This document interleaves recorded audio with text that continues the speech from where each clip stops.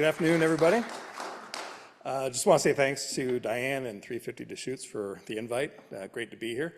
As the slides are coming up, I've been doing this for about 13 years. National Car Charging's put in about 11,000 ports over that time, and we're only missing West Virginia and North Dakota. So we have ports in all 48 other states. I've been doing this so long that I actually put in one of the chargers for Tom Malogny, State of Charge, when he owned a restaurant before he went EV blogging full time, which is a dream that I have one day, being able to blog full time. I'm going to talk about right sizing your EV charging project, but I'm going to drift a little towards the end as well. So we represent multiple brands of charging manufacturers. Our business model is very simple. We're a distributor or reseller of chargers, but we put a lot of value on top of that. We will help customers strategize. We'll help them post-sale. Renee and I are going to be talking about making sure the pricing is right on your station next week, and also setting it so that the fleet vehicle that they own doesn't have to go through that process. But lots of different solutions out there, and so it's key to pick the right one for your situation. So yeah, there's not one size that fits all, really one size fits none. So what I tell my team all the time is every conversation with a new client starts with a use case. We want to know, what is the goal with this project? Who is actually going to be using this? Is it only one type of customer? Is it a fleet only? Is it mixed use? We've done some projects where it's a retail center with apartments above. And so two very different types of users. How busy do you think that station is going to be? How far are they going to be driving to get there? All questions that we ask. Is it going to be days a week? Is it going to be a 5-day-a-week kind of thing? So we always want to find out as much as we can about what the anticipated usage is going to be today, and then 3 years from now, 5 years from now, 10 years from now, if you can do any guessing on that. So dwell time is a function that is really important. The question came up earlier, where do you charge? Everywhere. But every one of these groups has different needs and a different solution that is going to be most ideal. And we'll get into that a little bit in greater detail, but do a couple examples here. Retail. This actually has evolved over time, but right now the at retail, average person spends 138 minutes once a week at the mall. I'm pretty sure that my daughter is making up for my 138 minutes, but so that would call for one kind of charger, whereas a grocery store, you're only there for about 41 minutes, and so you want a different kind of charger at that location, possibly. Hospitality. One of the nicest things that's happening right now is if you want to take an EV road trip, more and more hotels are putting chargers in. They realize that this is a competitive advantage, or soon to be a competitive disadvantage if they don't have it. We often will talk to hotel groups and say, how many people do you think would not stay at your hotel if you didn't have Wi-Fi? We're getting really close to that with EV charging. But the nice thing about a hotel is that people are there for an extended period of time, so you can do something that's a little bit slower. Multifamily, kind of similar, although a little bit different in that you want to get multiple people to use that plug on a daily basis. So they're going to be home quite a bit, but how many people do you want to go through that station on a daily basis? And then fleets can be really interesting because there's all sorts of different usage. A trash truck is going to have a different duty cycle from the fire marshal's inspector car. And so how far are they traveling a day? One thing that's great about fleets is that you can usually predict how far a car or a truck is going to drive. We have a lot of fleet customers that will have overnight chargers, but then they'll also put in a DC fast charger just in case somebody forgot to plug it in overnight, or if their day-to-day is a little bit different than what they normally would do. Is it behind the fence? What can your telematics tell you in addition to what the charger will tell you? School buses are really popular right now in terms of electrification. But the nice thing is school buses, we know where they're going to go most days. So here's a good example. If it's residential, when you're sleeping, you don't need a fast charger necessarily, definitely not at home. A lot of people get away with just the level 1 charger that comes with the car. I did for the first 3 years I had an electric car, and then finally upgraded the garage to got a level 2 charger. I think about 75–80% of all EV drivers will put that level 2 charger in your garage, and you're going to get somewhere in the neighborhood of 20 to 30 miles of range in an hour on that level 2 charger. For multifamily, you might want to do a little bit faster so you can take care of more residents on a nightly basis. Sit-down restaurant, 1 to 2 hours.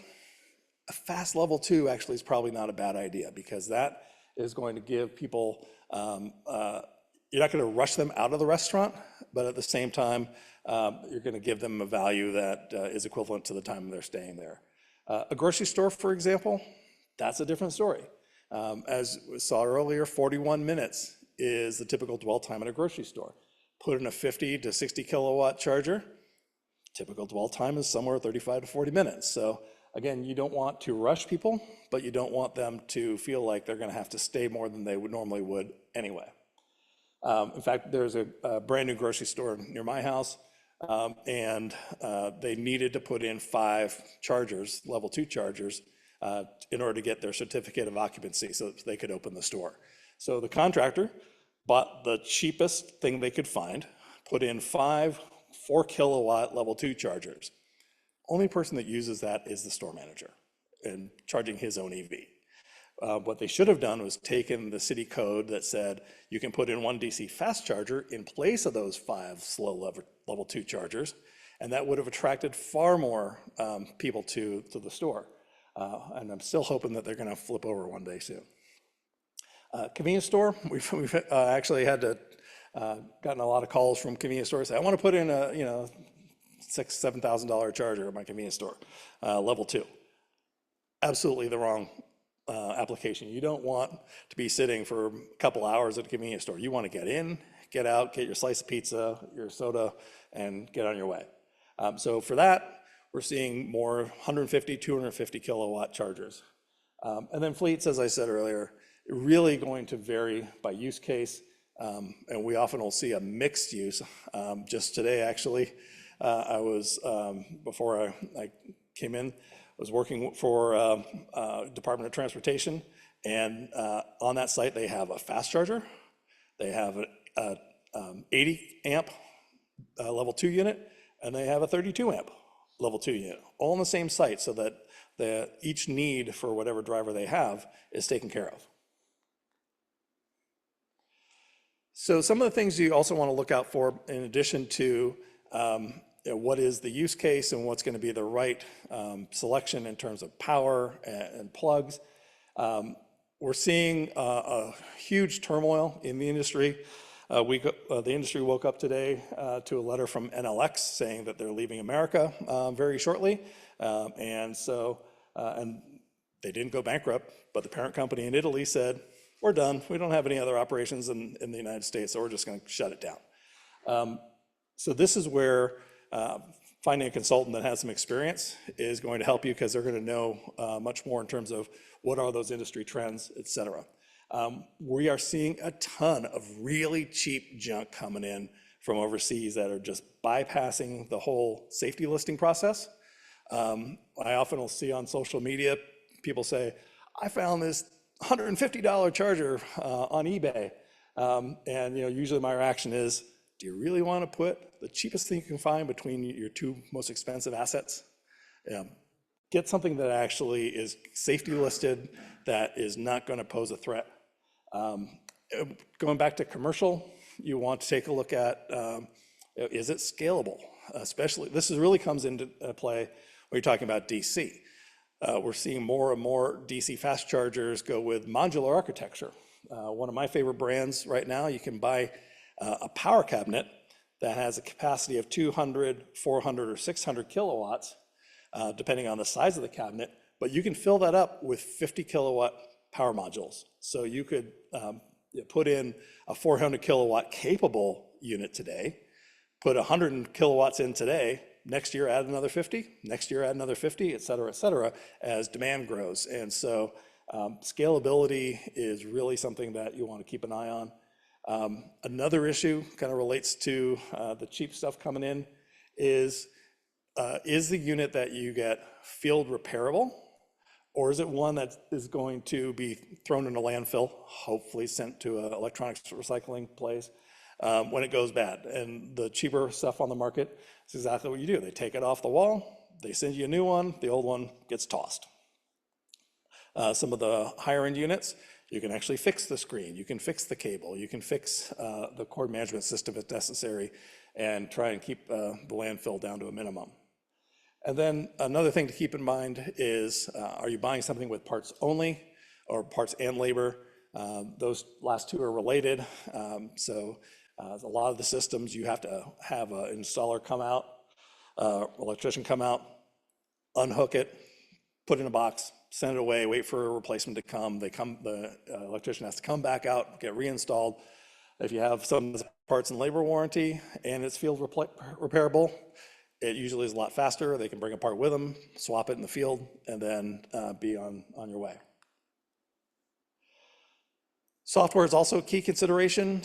We often will ask customers, do you need reporting for a grant, for example? Do you need access control so that at Renee's station, it's the priority goes to the refrigerated van? Do you need to collect revenue? And that all are very important features.